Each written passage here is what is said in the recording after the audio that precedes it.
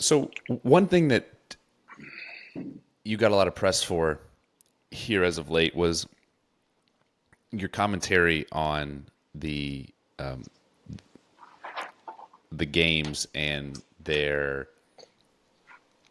involvement of age group athletes. Mhm. And I, when I listened to it, I didn't think it was that big of a deal.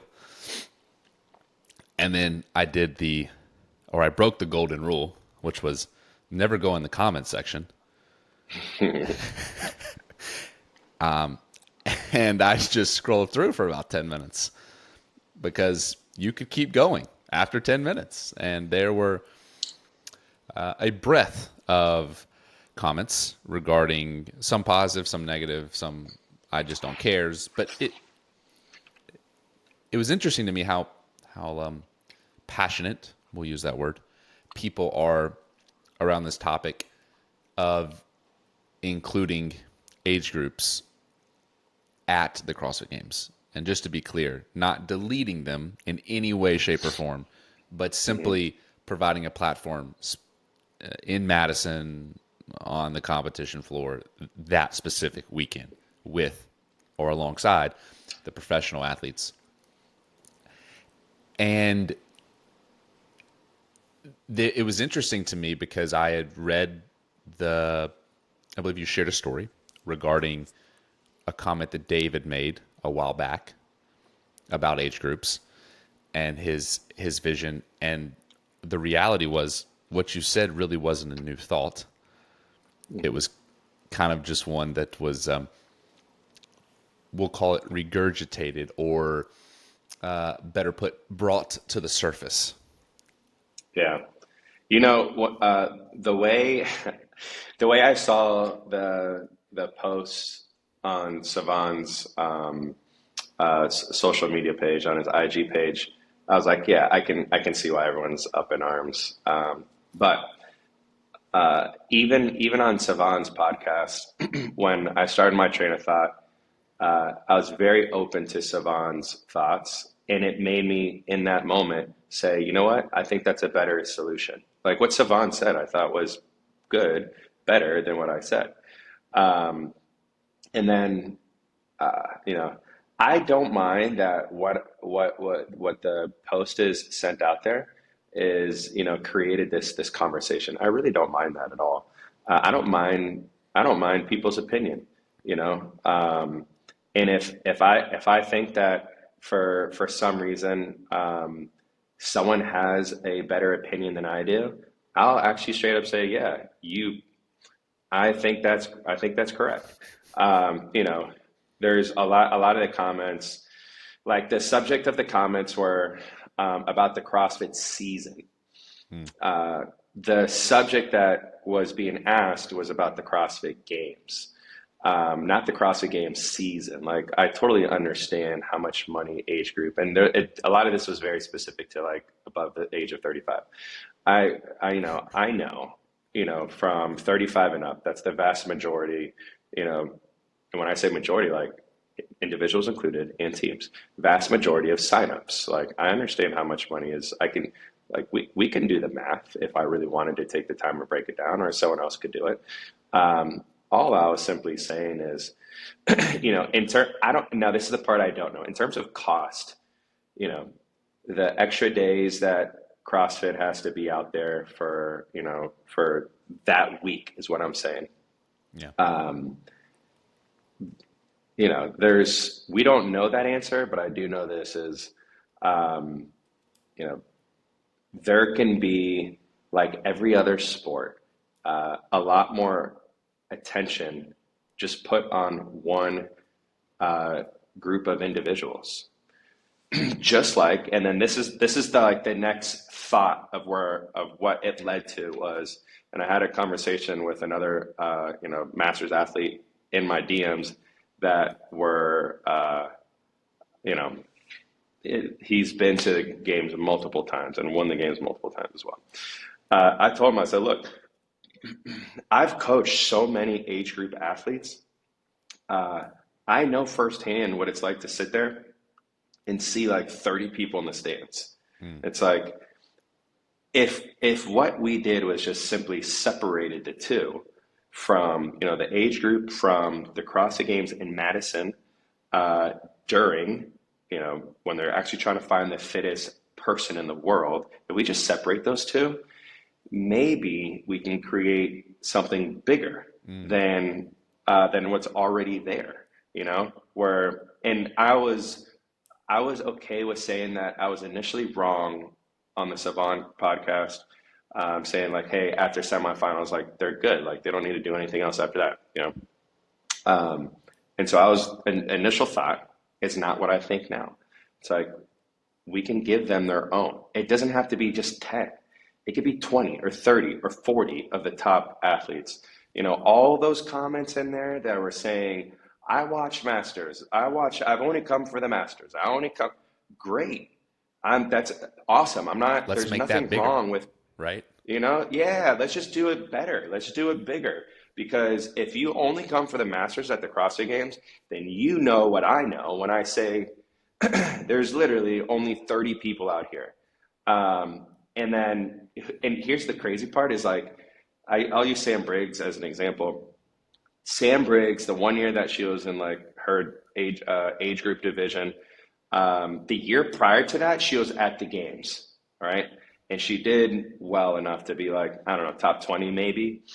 The following year, she was at the age group, whatever age group, 35 to 39. It wasn't like everyone was rolling in saying like, oh, the 20th or whatever placement she got. The fittest woman last year, and she got blank spot in 2019. Now she's here in 2020 or whatever it is. It didn't bring all these extra crowds of people. It's like it still was the same range of like 30 to 40 people. And so, looking back at it, like as long as it gets people talking, and I can't even do anything about it. All I can do is share my opinion. I'm like, my opinion is about as far as just a normal conversation between two friends. Like Yeah. that's the extent of the words that I'm saying, But perhaps this conversation that I was having that started all these comments, maybe that has some legs for, to influence, I don't know, someone that could have a say in doing this. And as it so has it, Castro already mentioned a year and a half ago that he foresees a CrossFit Games in Madison, Wisconsin that doesn't include age group. It's like, I'm sorry, I'm not here to break people's hearts, but ask yourself this question. Why would they do that? And I'm going to pretty much guarantee, like any other business and sport, it has to do with money. Like, I don't care where money's coming from. Like you guys fill in the blanks on. I don't have the time to do it. But what I have had enough time in is life. And I can see from sports where things are heading. Let's just use PGA and Live, for example. Yeah. The debacle of that. Live paying all the money. PGA, no. One whole year later, they merge. What do you think they're merging for? Because they want to make the community of golf better? Come on now. I'm going to tell you why I believe CrossFit is going to do away with age group because of money. Like, I don't know the extent of where the money's going and coming from, but I have a very good feeling that's why. And I'm not here to debate who is bringing in what money. I'm just saying, I think Dave Castro is right. I think there's going to be a time where CrossFit Games is just finding the fittest individuals, and so that's just my 2 cents. Have you ever been to the Masters Fitness Collective event? I haven't, but I've had athletes that competed there. So I've been, and it's spectacular. I mean, first of all, they do an incredible job. They run it like a very well oiled machine. They have a tremendous amount of people there. I mean, it's like a mini, like, very mini Madison. It really is. I mean, they've got the rogue rigs, exactly like you see in the Coliseum, like, the really nice flooring with the decals. I mean, it's professional, man. I mean, they do a great job. And their entire team is really stellar at what they do. It begs the question: would it be more profitable if that's where all of the time and attention went? Like, we just tried to make it. Maybe it's not the Masters Fitness Club. Maybe it's the Age Group Collective, right? And it's all the age groups, and we put on the Super Bowl for the age groups, and that's where people Yeah, go to find the fittest age grouper. And for sure. they and you can do it in concert with CrossFit season.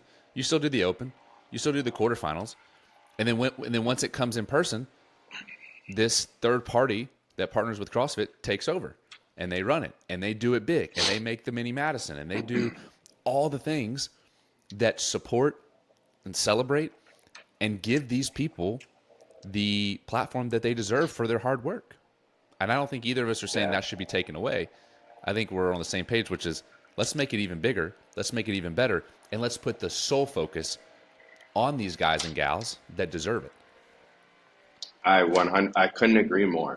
I do think they deserve it. You know, when you were saying that, the thing that really got me, I think, got a little under my skin is like when people say, "I came here for the community." I get that. Mm, When I started CrossFitting, like I truly enjoyed the community. It's like a recreational community. agreed. Like I get that. Sport, high level sport, there is no community. There's winning and there's losing. It's not, I'm going to hold your hand and cheer for you. That ain't it. There's a point in time when you cross over and there's no more community. If you go work out at Wadapalooza and you're with like your team and you're in your division, I get that. I get community. If you think for a moment that one of these high level athletes, these professional athletes, that they're thinking for a second, oh, I wonder if they're really going to be proud and the what type of community I'm gonna create from this is fucking wild. Like that person shouldn't be a professional athlete. Maybe they should be, in charge of community outreach at the CrossFit gym. Like those are things like I get it. I do understand how important community is at the very base level within the CrossFit gym. I fully understand that. I've owned multiple gyms. I get that. In professional sport, it is not that. These people are trying to get. You think it's a community when you're going to work and you don't receive a paycheck? How lovely do you feel? You know what I mean? How great do you think these athletes felt when they went up to Can West and worked and didn't get paid? Can East worked and didn't get paid. Do they feel a lot of community there? Like, come on, like CrossFit Games. I understand from a spectator's perspective how important community is. I get that. I understand from the gym. These athletes do not think that. You want to know something else? As this sport continues to grow, there's going to be more separation of professional athlete from community. They're like, look, Mayhem did it already. They legitimately separated their professional athletes from their community. I don't know why they did it, but they did it. It's like, guys, this is literally sport. If you think for a second that you're going to go out and hit golf balls at your local public driving range and get to hit next to Scotty Scheffler, you're living on a different planet. That's just how it is. And it's if community is what gets you out to the CrossFit Games because you want to support the masters or the age group that works out in your gym, that's amazing because it ain't going to last very long because you're going to have masters like Dallin Pepper that he's going to be working out in his own garage gym doing his own thing and going out to whatever CrossFit, age group games is happening and at that time. And the people that are going to be going there to watch him are the fans that watched him win during his individual bouts of Mm, competition. yeah. It's not his CrossFit community. It just so happens that right now there is that, but it will trend out. Well, and I think it's just like the nature of this, right? It was, I mean, CrossFit is it's a very definition of a homegrown sport, right? I mean, you look at the Mm-hmm. first CrossFit Games ever, right? It just it is, and you don't have the G League as good as those dudes are, and would just school everybody else, right, on planet Earth. You don't have the G League working out with Kevin Durant with Steph, or training with them, or or playing against them, because it doesn't happen. It just Mm-hmm. it just happens to be that in the sport that we do, that there are some really striking similarities between like the things that your average gym goer does on a day-to-day basis and what you see these guys and gals do at the CrossFit Games. Mm-hmm. A burpee, a Yeah. wall walk. Well, for most part, we all do those. I might not be able to power clean, 400 pounds like Dallin, but I can power clean, right? I'm not be right. So Mm-hmm. there's more of these similarities than not, and so I think it feels very familiar. It feels like, well, I could kind of do it too. And it's not to say they could do it at that level, or they even feel they could do it at that level. I think what it boils down to is, as you're stating, because it is a homegrown sport, because it is something that did quite literally birth out of the affiliate, and Mm-hmm.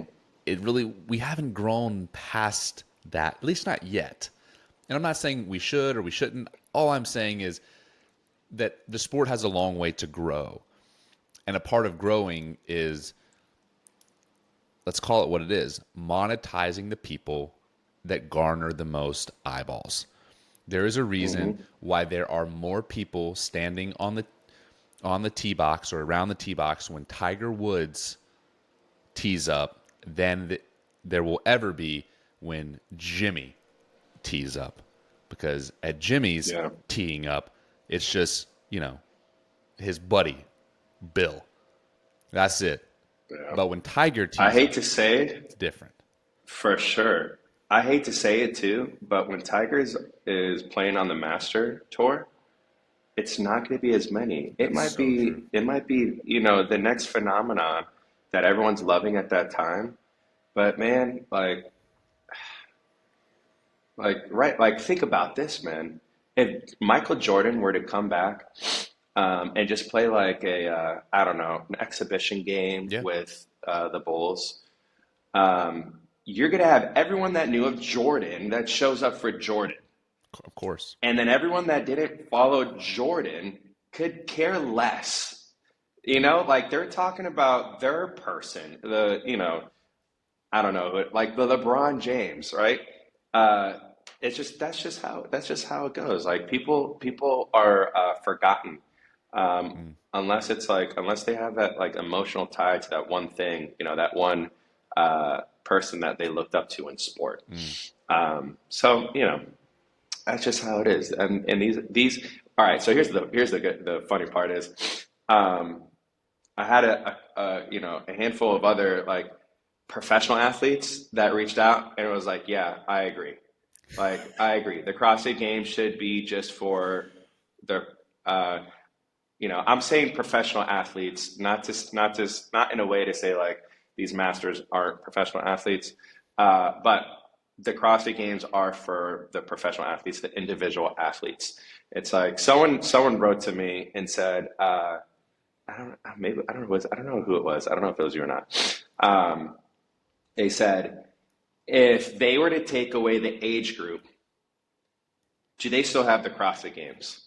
Do they still find the fittest in the world? Yes. I'm like, yeah, like duh. And they're like, all right, let's switch this around. If they take out the individuals, do they still have the CrossFit Games? And it's like that, plain and simple, is what we're trying to do here. And not we trying to do, but it's what I'm trying to say Mm. is the, you know, that is what I believe what is going to happen when, when the time comes.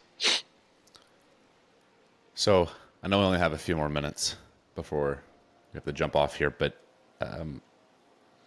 Dave Castro coming back in the role of, I don't know what the role is, director of sport, I think maybe. Do you? I mean, obviously we know that he had some. Well, we know this because of his weekend review. He had a really big influence on the cuts, and that was quick, right? He like got in there, and the next week this was announced, and then on the weekend review, he says, "Yeah, that was me. That was totally me."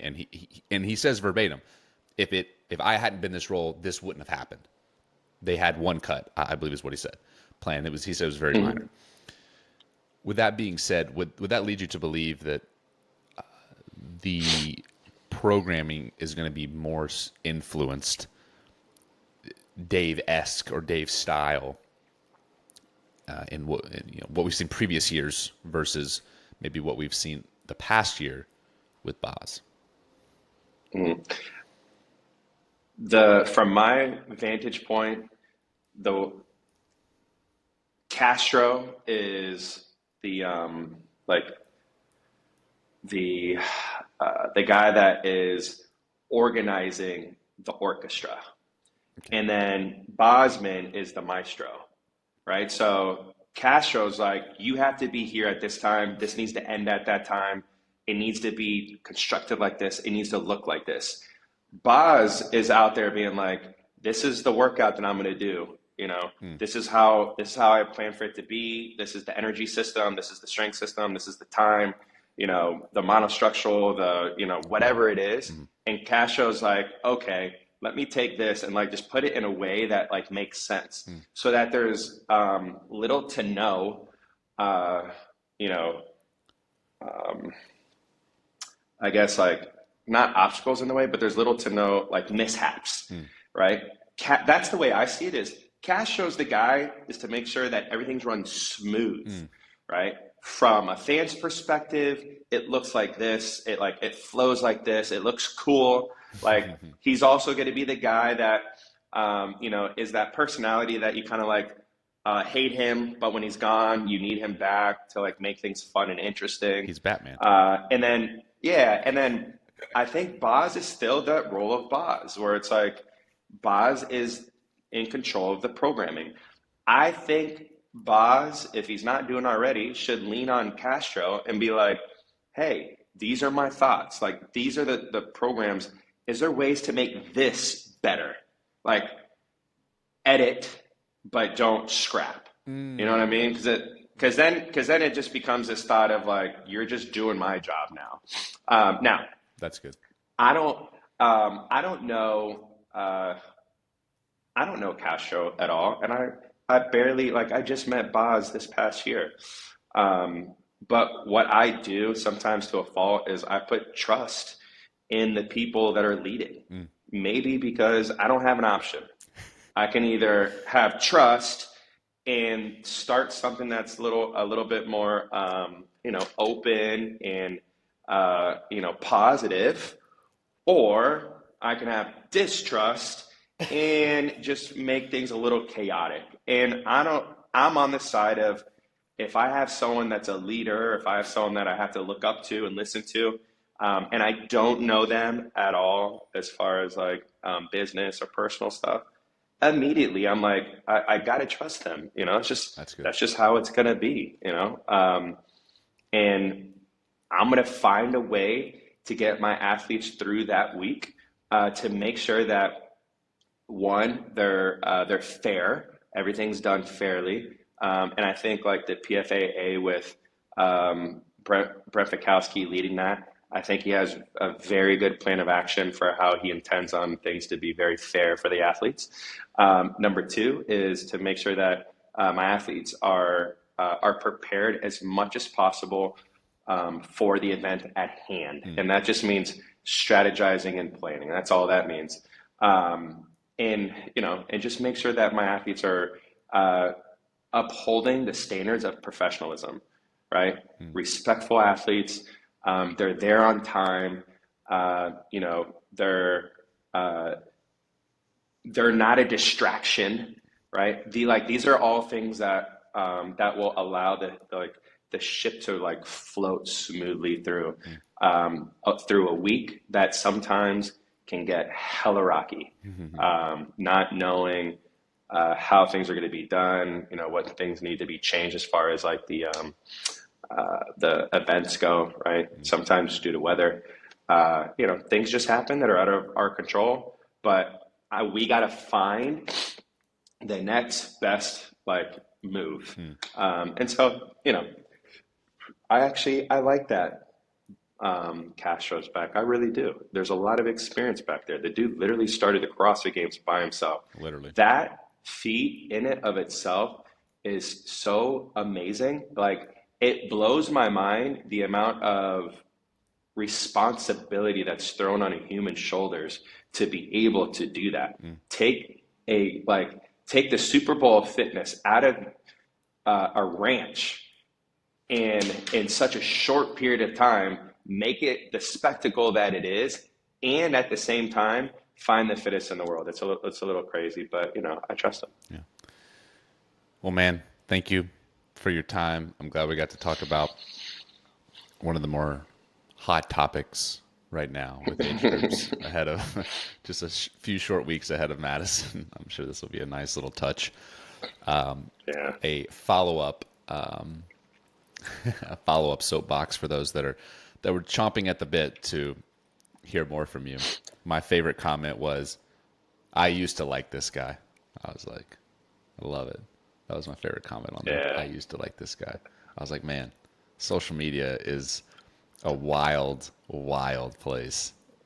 Yeah. Like when I first saw that comment, when I saw it, I go, yeah, that's just life. And I just like kept scrolling. Yeah. I was just like, ugh, like I just continue on with whatever I'm doing in my life. It's like it's as if like the wind blew in my face and I'm just like just moved right through it. Yeah, like it's fine, guys, it's okay. There's so many other things. Like if that was my mom saying that, That's one I would thing.